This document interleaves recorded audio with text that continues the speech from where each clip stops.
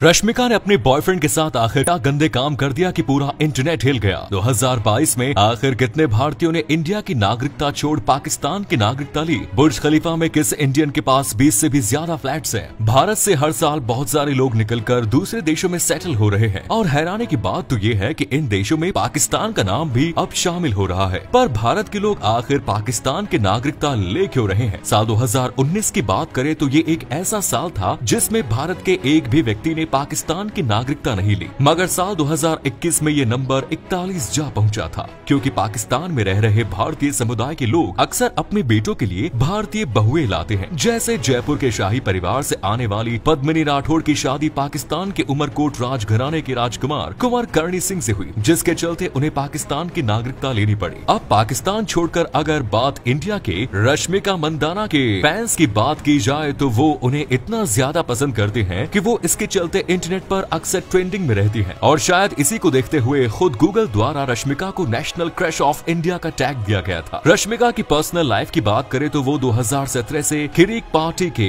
Actor रक्षित शेट्टी को date कर रही थी और दोनों की एंगेजमेंट सेरेमनी भी हो चुकी थी, लेकिन बाद में दोनों का ब्रेकअप हो गया, जिसके चलते दोनों ने अपनी एंगेजमेंट तोड़ दी। शायद ही आपको मालूम हो कि रश्मिका को एनिमल्स बहुत ज्यादा पसंद है, यहाँ तक कि अपने एक इंटरव्यू में उन्होंने बताया कि जब भी कोई एनिमल और कार्टून को एक जैसा बोलता है तब वो इसे सुनकर काफी गुस्सा आता है। भारत की क्रश मानी जाने वाली रश्मिका के क्रश की बात करें तो वो साउथ स्टार थालापति विजय को अपना क्रश मानती है, जिसका खुलासा उन्होंने खुद एक इंटरव्यू में बताया कि उन्हें विजय की पर्सनैलिटी काफी पसंद है और अगर उन्हें मौका मिला तो वो थालापति विजय के साथ एक मूवी में काम भी करना चाहेगी, जो कि आज तक नहीं हो पाया है। एक और चीज आज तक नहीं हो पता है, वो है भारत और पाकिस्तान का मिलना। तो अगर भारत और पाकिस्तान का कभी बंटवारा नहीं हुआ होता तो उसके बाद की स्थिति क्या होती? पॉपुलेशन के हिसाब से देख ले तो भारत के 138 करोड़ और पाकिस्तान और बांग्लादेश की 22 और 16 करोड़ की आबादी को मिलाकर यूनाइटेड इंडिया की 176 करोड़ की जनसंख्या चाइना को पीछे छोड़ दुनिया में सबसे ज्यादा होती। मिलिट्री में भी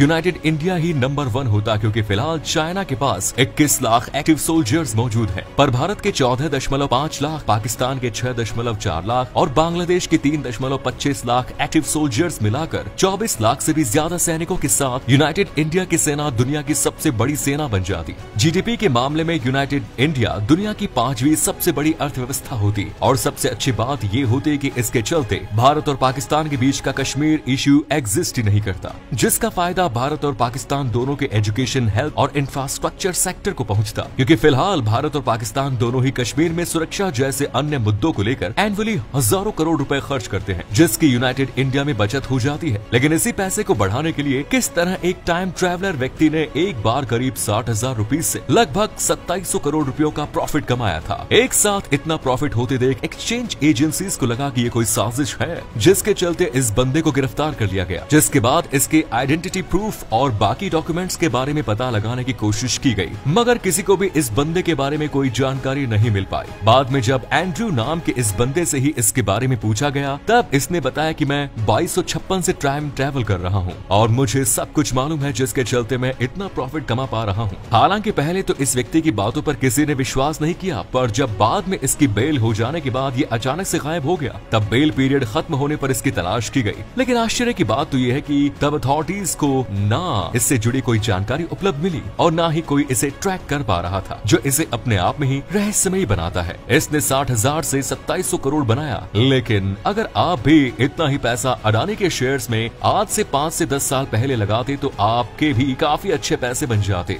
तो यही अडानी ग्रुप अब एनडीटीवी का 29% का मालिक बन गया है, क्योंकि अभी हाल ही में अडानी ग्रुप ने एनडीटीवी चैनल में करीब 29.18% शेयर्स एक्वायर कर लिए हैं। अब अडानी ग्रुप द्वारा एनडीटीवी को और 26% स्टॉक्स के लिए एक ओपन ऑफर भी दिया गया है। लेकिन इस केस में शॉकिंग बात यह है कि एनडीटीवी को इसके बारे में मालूम ही नहीं था। दरअसल एनडीटीवी के मुताबिक उसे पता भी नहीं था कि उसे खरीद लिया गया है। इसके बारे में ना तो एनडीटीवी की मैनेजमेंट को कोई खबर थी और ना ही एनडीटीवी के फाउंडर्स प्राण रॉय और राधिका रॉय को। मतलब इसकी जानकारी के बिना ही एनडीटीवी के इतने बड़े शेयर्स को खरीद लिया गया। दुनिया की सबसे बड़ी बिल्डिंग बुर्ज खलीफा में रुकने का ख्वाब तो हर कोई देखता है, पर ये एक ऐसा ख्वाब है जिसे बहुत कम लोग या कहे सिर्फ अमीर लोग ही पूरा कर पाते हैं। इसके अंदर मौजूद होटल में रुकने के लिए आपको करीब 1.5 लाख रुपए खर्च करने पड़ सकते हैं, जिसमें आपको आलीशान बेडरूम के साथ खुद का थिएटर और पर्सनल लाइब्रेरी की सुविधा मिलेगी। इस इमारत में कुल 58 लिफ्ट्स लगी हुई हैं, जिनकी स्पीड करीब 65 किलोमीटर पर आवर की होती है। साथ ही इसके अंदर 304 होटल और 900 अपार्टमेंट्स भी बनाए गए हैं और इसमें एक साथ 3000 गाड़ियां रखने की भी सुविधा है। भारत के केरल के बिजनेसमैन जॉर्ज वी न्याराम पेरम्बिल ने बुर्ज खलीफा में करीब 22 अपार्टमेंट्स खरीद रखे हैं और बुर्ज खलीफा में एक 1 BHK फ्लैट की कीमत लगभग 30 करोड़ रुपए या उससे ज्यादा भी हो सकती है। साथ ही अगर आप इसमें किराए पर रहना चाहते हैं तब आपको 1 BHK फ्लैट के लिए महीने के 37 लाख रुपए किराए के रूप में देने पड़ेंगे। और तो और अगर आप बुर्ज खलीफा में घूमना चाहते हैं तब इसके लिए आपके ऊपर 1900 से 7500 रुपयों का चार्ज लग सकता है। रेगिस्तान से घिरा दुबई कभी ऐसा बन सकता है, ऐसी भविष्य बनी तो शायद ही किसी की होगी। लेकिन ये जो आप बिल्ली देख रहे हैं ये बता सकती है कि कौन कब मरने वाला है। इसका नाम ऑस्कर है और ये एक वृद्धाश्रम में रहती है, जहाँ रहकर ये बता सकती है कि इतने लोगों में से कौन मरने वाला है। दरअसल ये किसी भी बूढ़े व्यक्ति के पास जाकर सोने लगती है और वो भी उतने दिनों तक जब तक कि उसकी मौत नहीं हो जाती, जिससे ऐसा माना जा रहा है कि ये प्रेडिक्ट कर लेती है कि अब कौन मरने वाला है। एंड्रॉइड हो या iOS, गूगल पिक्सल हो या आईफोन और गूगल मैप्स हो या एप्पल मैप्स, एप्पल और गूगल के बीच ये राइवलरी हमें अक्सर देखने को मिल जाती है, क्योंकि मौजूदा समय में ये दोनों ही बड़ी कंपनीज एक दूसरे की सबसे बड़ी कॉम्पिटिटर्स हैं। लेकिन क्या आप जानते हैं कॉम्पिटिटर होने के बावजूद भी गूगल एप्पल को हर साल करीब $15 बिलियन